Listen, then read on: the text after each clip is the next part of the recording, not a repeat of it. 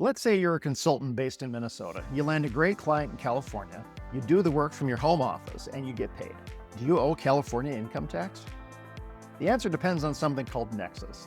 Nexus is the legal connection between you and a state, which gives that state the right to tax your income.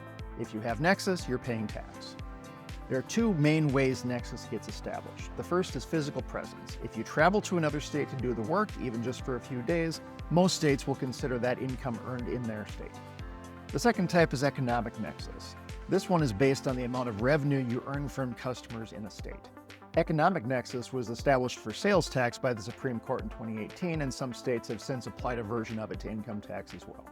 If you do that project entirely from your Minnesota home office, California generally says the income is earned where the work was performed. So Minnesota wins and you probably don't owe California anything. But if you fly out to meet the client and work on site for a week, those days become California-sourced income. Physical presence is the most common way solo consultants end up with an unexpected filing obligation. And if you're operating through a business entity rather than filing as a sole proprietor, some states will also look at where your customers are located, which can create obligations you weren't expecting.